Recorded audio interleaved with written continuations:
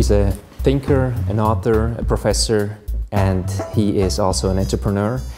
He is president of Charter Cities, a non-profit organization that has the goal of economic development, smart economic development. Time magazine called him one of the 25 most influential Americans. We are so glad to have you here, Paul. It's great to be here. So your big idea is charter cities. Sure. What is a charter city? The name comes from the concept of a charter or constitution. So it's a city that starts with a constitution on a piece of unoccupied land, which is still possible today. It's happened in history, we could do it today. And it assumes that only those people who want to live under the charter go and live there. Now those mechanisms, unoccupied land, a charter, and free entry and free exit, those give us the possibility of building many new cities around the world, which the world desperately needs. But they also give us a mechanism for improving the rules that govern how we interact with each other. It's a mechanism like the startup mechanism we use for firms, where a new firm comes along with new rules about how to do something in the economy. We need more innovation like that in how we organize ourselves, how we govern what we do. Is that just a dream, or do charter cities already exist? Or are there models from the past that kind of tell us what a charter city is? It's not a dream at all. There are both very important instances of cities that took this form historically, and new ones that are in process of developing right now. Let me give you one example historically. Charles II gave the area known as Pennsylvania in the United States to William Penn. Penn wrote his charter. It was a dominion, not a crown colony. So the king didn't write the charter. Penn wrote it himself. And this is where the name charter comes from. In Pennsylvania, Penn did something very innovative with his charter. He guaranteed freedom of religion, a separation between church and state. Then who came to Pennsylvania? Well, it was the people who believed in freedom of religion, freedom of conscience, people from all over Europe who had been frustrated by the absence of that freedom. And this new city of Philadelphia that grew up in Pennsylvania was a critical step in bringing the world into this new era that we now take for granted of separation of church and state. So Philadelphia is a great example of social progress, social reform through a startup city with a charter that attracts people who believe in it. And then Hong Kong would be another example, or is that too esoteric? No, I think Hong Kong has many of the elements of a charter city as well. The only difference was that Hong Kong was land which Britain seized essentially by military force from China. So it was not a voluntary agreement, and if you were to replicate that experience, you wouldn't want to do it today that way. You'd only want to do it through voluntary exchange. But people in China now say that if they had it to do over, they would voluntarily give the land of Hong Kong to China, because the Chinese government benefited so much from having Hong Kong there when it began the series of reforms that started growth in the 1970s. Your original work was mostly based on, the theoretical work was based on the role of technology, and then also the role of rules. We hear a lot about technology, that technology is very important, technology drives GDP growth in all nations, but you came with the second component and you brought that into play. Maybe you could tell us about that. Sure. Well, there's a saying that we use to try and capture the unique characteristics of a technology, which is that we can share it. If I discover something like mixing tin and copper to make bronze, that idea is something I can share. So there's benefits from communication, and there's benefits from being around other humans. And so the saying we use to capture that feature of a technology is that if you give someone a fish, you feed them for a day, but if you teach someone to fish, you destroy another aquatic ecosystem. Now, that's not the way the saying usually goes. Usually it's you teach them the fish, you feed them for a lifetime. But in fact, what's happened all throughout human history is as we've gotten better at fishing with new technologies, we have destroyed aquatic ecosystems over and over again. So it's a good reminder that for progress, we need more than just technologies like the nets or the hooks or the trawlers that pull nets and hooks. We also need rules that structure what people do around each other. If there's just one person, you don't need any rules, you just do the best you can for yourself. But if there's lots of people, you have to have rules that say, well, some people can fish up to a certain limit, but beyond that limit, we can't fish anymore because we'll harm the fishery.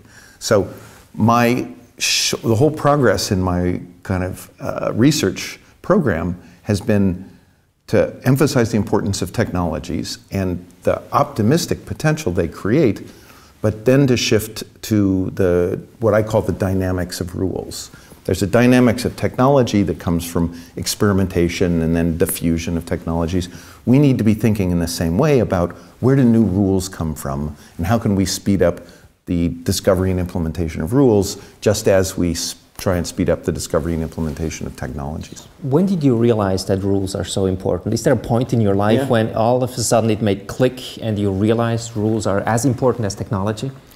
It was a gradual recognition rather than an aha. When I was thinking about growth, the question I was asking was, what was influencing the rate of growth for the leading countries in the world? So Holland, the UK, the US. Why was growth speeding up in the leading countries? And that is fundamentally a story of technology. The rate of discovery of technology was increasing. But then I and others started to ask the question, not about growth at the frontier, but growth for countries that are lagging behind. Why, for example, did China, which used to be at the world frontier, it was at the 100th percentile in terms of income per capita around the year 1000. By the year 1960, they were at the 3% level of income per capita. So they had gone all the way from the top to nearly the very bottom. And we needed a different explanation for what went wrong in China. They had been very dynamic in terms of the discovery of technology, but they had been much less successful in discovering rules that let them interact well amongst themselves and to sustain that rate of discovery, put those discoveries to work. And it was really the failure of growth in a place like China that made me turn to the rules rather than the success of the leading countries. But why is it that people can copy technology so easily, but they don't copy rules that easily? Why is that? Yeah, this is, I think, one of the most important questions humans face right now. And it's interesting that it's rarely stated as sharply as you did. People often just take it for granted that, oh, people won't change. But the benefits are so enormous that it's a puzzle why they don't change. So one simple folk theory is, oh, people just resist change. I don't believe that. Because if you see migrants, people tried to get away from China, to move to the United States, to move to Europe, to move to other parts of Asia, because they wanted change. So that theory doesn't work. Another theory is that, well, bad guys are in charge. There's a bad leader who stifles growth. But that doesn't make sense either, because even a bad leader who tries to take a really big share of the pie wants a big pie. So if there's obvious rules you could copy and make the pie bigger, if you're a bad guy, you'll just take a big piece of a bigger pie. So I think the tendency right now is to blame many rulers around the world as being corrupt. But I don't think that gets to the heart of the issue either. I think there's a more subtle and more interesting process that has to do with the parts of rules that are captured in norms about right and wrong, rather than laws that explicitly specify what people should do. Mm-hmm. Now, you are working on a specific project for a charter city, and that is in Honduras. How far are you there, and when is it going to happen, this Honduras charter city? I'll tell you more about Honduras in a second, but I also want to foreshadow why Switzerland might be a good partner to work with Honduras.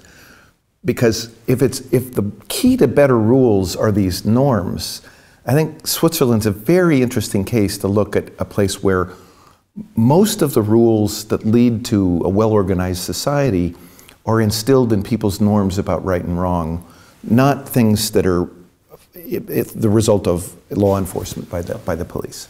And so Switzerland is remarkable around the world for having very strong norms about doing the right thing, about you don't jaywalk, you don't litter. And this is partly a sign of what many countries want. They want not just laws, but they want norms that help people work together.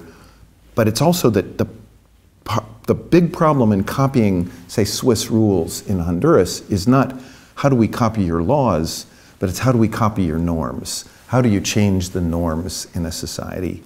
And this gets back to my story about Philadelphia, because new entities, new cities, can be the place where you change a norm about right and wrong. Before Philadelphia, everyone thought it was just wrong to allow some people to deviate from the accepted religious orthodoxy.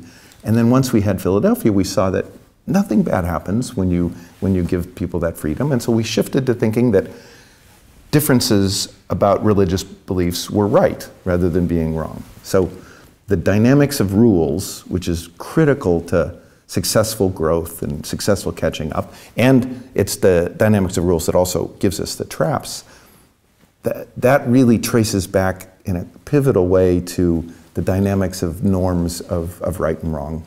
And the key there is demonstration effects, learning from others, and startups that can try something new.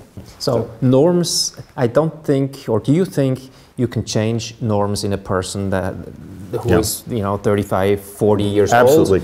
old? Or is it just a matter of, isn't it not a matter of selection that you just take the people with the right norms and put them in a new place and then the stuff flourishes? So one of the fascinating things about norms is that our introspection about what's right and what's wrong is very inaccurate, because we always think that what we believe is right at a particular point in time is obviously right and invariant. No one could believe otherwise, including myself. I could never believe otherwise. So we always think that norms are absolutes. The norm about what's right is an absolute, but in fact it changes all the time. So I'll give you an example. I spent most of my career in the last 20 years in California, where it's not quite like Switzerland, but there's a relatively strong norm about not jaywalking and following traffic laws. Then I moved to New York this year as a visitor. When I first get to New York, I see people jaywalking and I think, that's wrong, they shouldn't do that. But over the course of a couple months, everybody's doing it. You start to go along because everybody's doing it. And then pretty soon, you start to think, there's nothing wrong with jaywalking. As long as you don't impede the flow of traffic, it's more efficient. You get more cars through. So I could sense my notion of what was right and wrong was changing by being around a different group of people. Okay. So I think many of these norms, it's almost frightening how many of our norms can change if we're around other people who are doing something and we get kind of socialized into doing what they're doing. So it means that as societies, we almost have to be a little bit careful to make sure that, well, everybody else is doing it doesn't lead to norms that go off in a very bad direction. Yeah. So coming back to the Honduras project. Yep. So you have a piece of land there in Honduras, and you're building, or you're trying to put together a charter city. Yep. How are you going about it, and how far in the process are you? Sure. So I'm an advisor. So the actors here are the leaders of the Honduran government, in particular the current president, President Lobo. So what the president has done, along with the leaders in their Congress, is to pass an amendment to their constitution which creates what they're calling a special development region, which is analogous to the special administrative regions in the Chinese constitution. That's the provision in the constitution that allows for Hong Kong. The next step after, and they've already amended their constitution, and this was passed by a nearly unanimous vote in the Honduran Congress. So it has broad support throughout the political spectrum in Honduras. The next step is to pick a site, and they have a site in mind on the Caribbean coast that's unoccupied, so you're not displacing anybody to do something there. The next steps are to fashion what is an analog for the Basic Law. The Basic Law in Hong Kong was the treaty agreement between Britain and China that specified all the details about how things would be governed in Hong Kong. So the next step is to write the basic law for this zone. And what the Hondurans would like to do is to bring in a partner country who would work with them to both negotiate the law and then to help enforce that law in a reliable, neutral way for decades into the future, so that investors and new residents in this zone can be confident that the charter and the laws will be respected for decades to come. Now, give me a sense of how big this piece of land is. I looked on the map this morning for Zurich proper, so not the metropolitan area, but the administrative unit of Zurich. That's about 100 square kilometers. This site is 1,000 square kilometers, so 10 times the land area of Zurich. And then who owns that land? The idea is for the land to be transferred to a new entity that let's call the Development Authority. Think of it as the city government. But the Development Authority will own the land, and then as it encourages investment in the port, the airport, roads, as people come in and build, that land will become much more valuable. If that land is owned by the government, that gives it a source of revenue to pay for things like the public school system, the policing, the courts. And this is a way to finance municipal activities that has been used in both Singapore and Hong Kong. And it, I think, is a very good way to create the right incentives for government to develop this site as quickly and as effectively as they can. So in these 1,000 square kilometers, a different law applies than in the rest of Honduras. Correct. Yep. And these 1,000 square kilometers are open to anybody who wants to reside there. Anybody can apply. Do they have to apply, or can they just kind of move in and build their house and live there? Those are some of the details that are being discussed right now in writing the basic law. The intention is to be as open as possible to people from Honduras, to be sure, but also to people from other countries in Latin America. Right now, there's about 1 million people a year who leave Latin America to go to the United States. So there's a big annual flow of people looking for a place to go where they can have safety, so relatively low levels of crime, and then opportunity, market opportunity. So if this zone can replicate those conditions, it could potentially attract 1 million new residents a year. So it'll be open in that sense. Because of this issue of norms that we were talking about before, we think it might also be good to emulate some countries like Switzerland or Singapore that have used national service as a way to establish certain kinds of shared experience but shared norms about right and wrong. So it may not be the case that just anybody can come in and start to build a house, but you may have to serve in some national service program that's part of becoming a full responsible citizen in this zone. So it won't just be anybody can walk in and do anything they want, but if you agree to the rules and the norms that characterize this zone, and you're willing to invest in those, then you'll be welcome to come in. And then eventually you get a Honduras passport, or what kind of are you getting a city passport of that charter city? The practical details right now are that people will retain citizenship in their country of origin, but children born in this zone, which is still part of Honduran sovereign territory, will automatically have Honduran citizenship.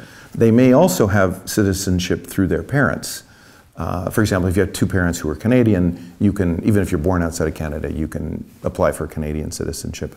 Honduran courts recognize dual citizenship, so children born in this zone could very well end up with multiple passports. Okay, so we have this piece of land, 1,000 square kilometers. We have the rules. We have certain norms that you can't really write them down, but eventually they'll develop, or you can guide them a little bit. You can write them down. I think you can write down the principles. I think, and I think that would be a useful exercise. So, you know, if you think of the United States Constitution, we have a Bill of Rights. Sure. There are rights for citizens. I think it would be good to articulate as well a kind of a bill of norms, that what people believe in such a place and what you commit to. These overlap a little bit. For example, in our Bill of Rights, there's a guarantee of free speech. So that means, one, that it limits what the government can do to limit speech of anyone who comes in, anyone who lives there. But it's also a statement that anyone who wants to become a US citizen has to commit to respect free speech by others. This is not just a law, but it's a norm, and you can't come in as a migrant to the United States and say, I think it's appropriate to use violence if someone says things I don't believe in or that violate my religion. The United States has to be very clear that no, if you come here, free speech is a deeply held norm, and you've got to respect that. And I think that this new entity should be just as conscious about articulating those kinds of norms. And now walk me through the step of the investment part. So eventually some companies have to come in and invest and put buildings on there and roads and sewer systems and all that. Where does that money come from, and who could be potential investors? If you think of shopping center development, which is a kind of an analogy here, the problem with the shopping center is that all the stores want to go there if all the other stores want to go there. So how do you solve how do you jumpstart the positive feedback loop? In the shopping store business, they have what they call anchor tenants. That if you get the anchor tenants, then it all happens. The anchor tenants, so to speak, in this city would be the entity that builds the seaport, the airport, and then a large manufacturing industrial park right next to the seaport and the airport.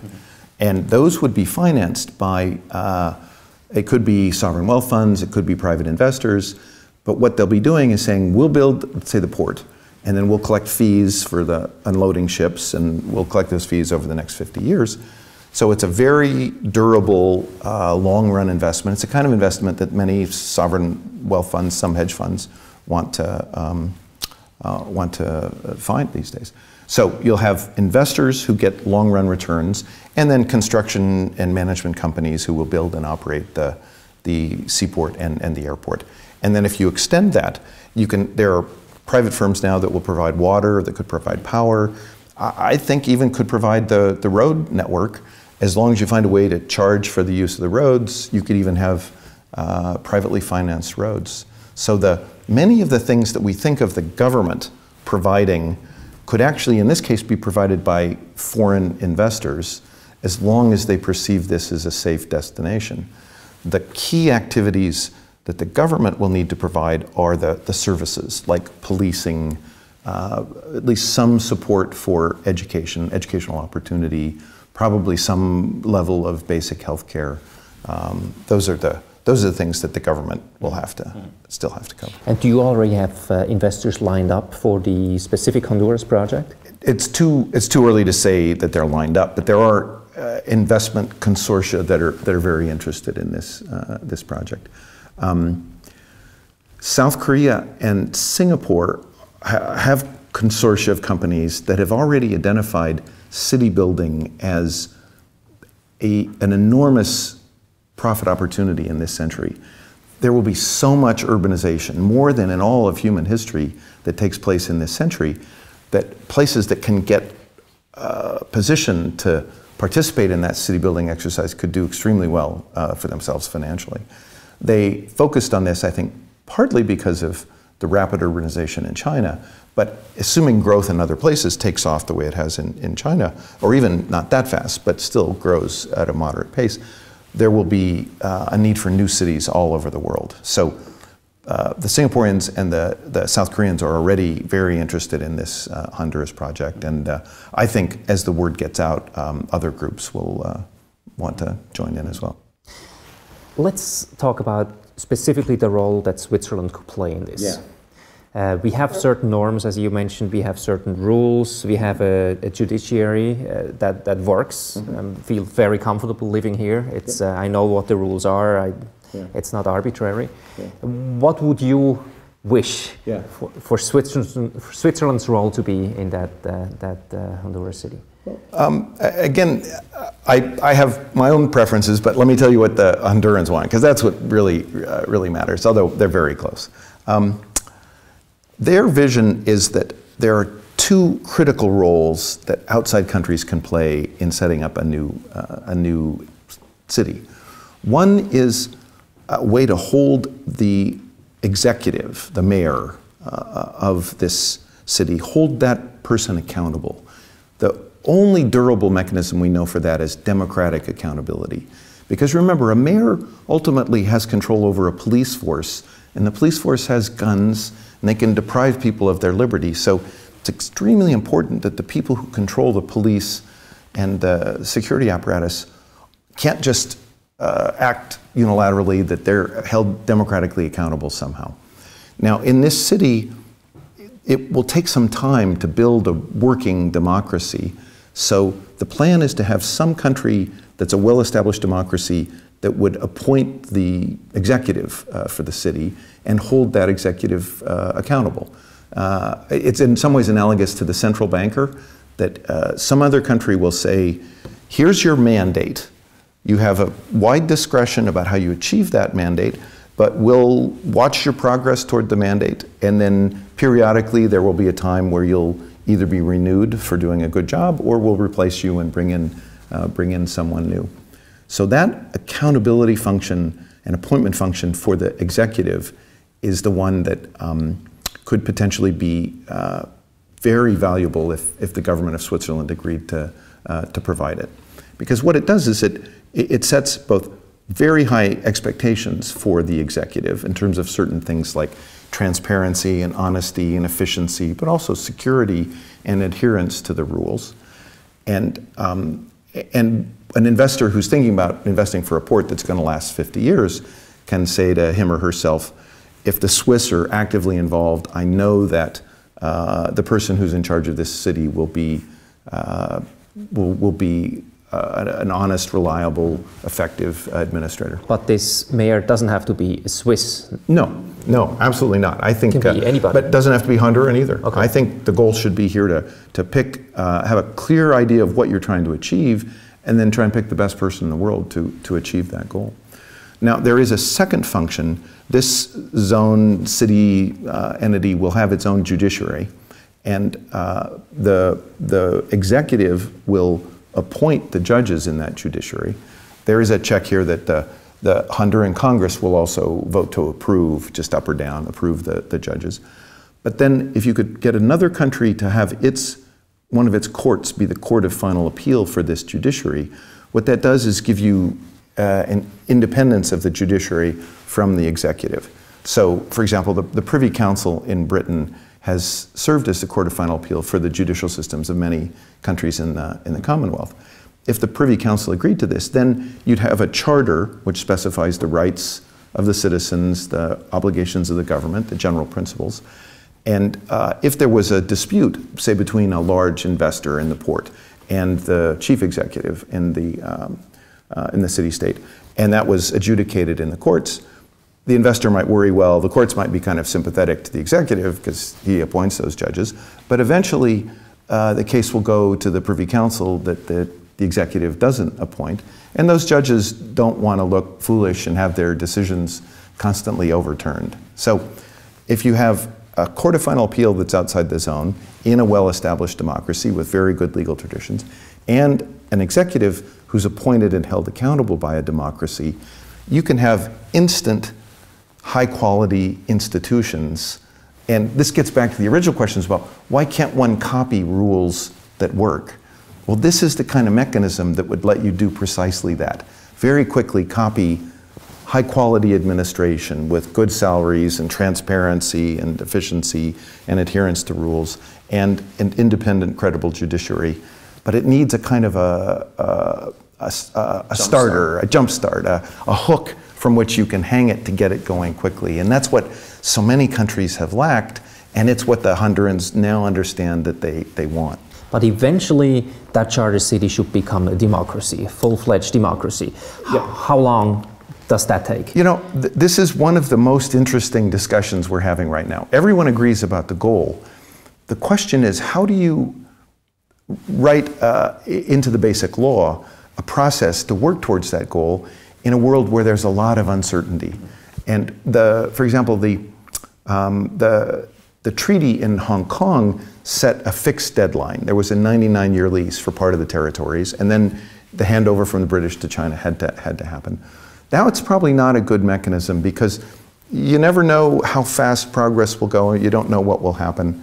So I think we should have some system that involves both benchmarks and participation amongst both the citizens of Honduras and the citizens in this zone.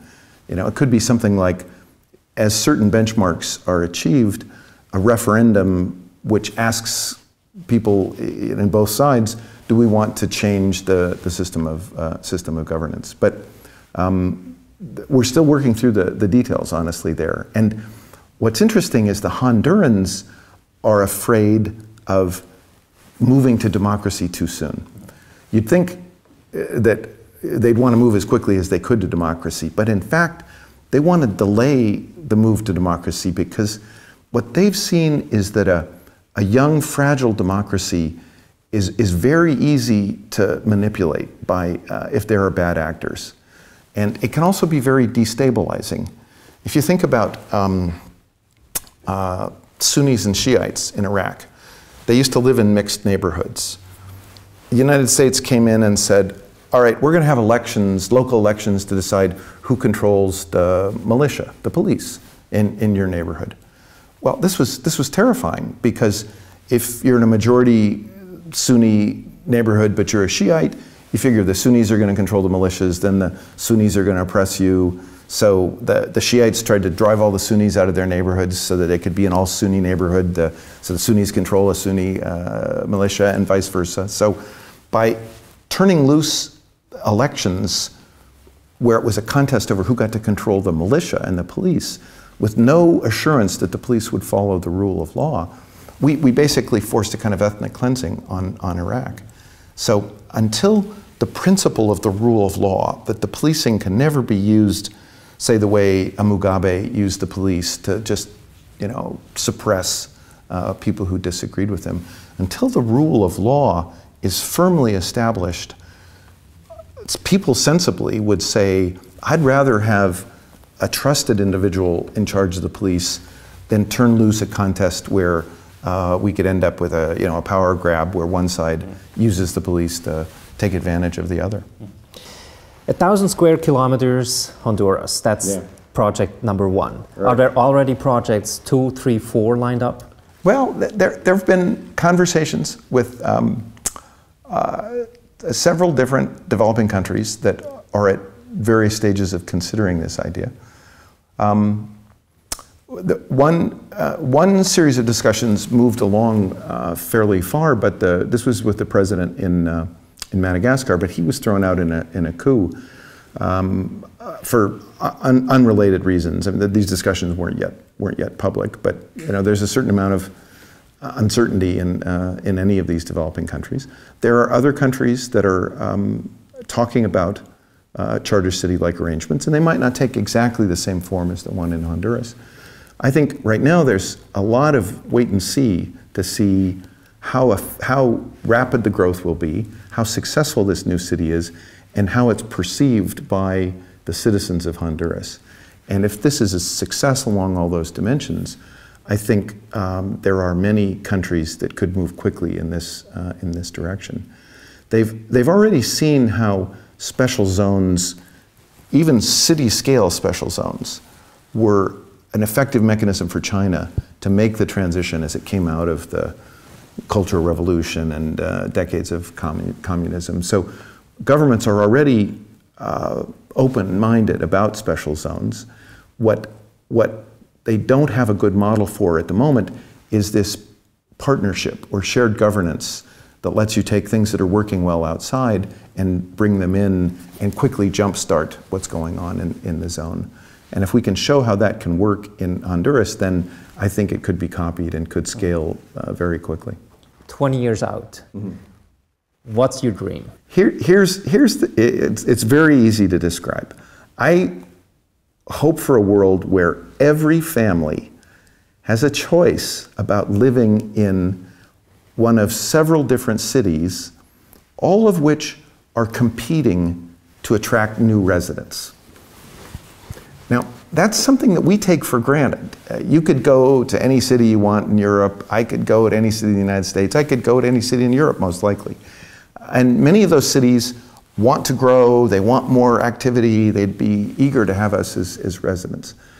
That kind of competition leads to both new entry of some cities like Philadelphia that do something really different, but it also disciplines cities that if they don't do their job well, the residents can go someplace else where things are done better. Most people in the developing world don't have that option. They can't go to even a single city that is eager to have new residents. So most of the hundreds of millions of rural poor in India, for example, if they go to a city right now, they'll go someplace where the legal system doesn't want them, they'll live in a slum, they'll have totally informal arrangements, no legal protection. And what this is telling us is that we need new entry into the city business. There's a huge market for people who want to move to cities because cities can be the most productive, healthiest, safest, most educational places to live. There's billions of people who want to move to cities, but there's no supply of cities right now to meet that demand. And the existing ones don't want to grow as fast as they'd have to grow to accommodate all these people.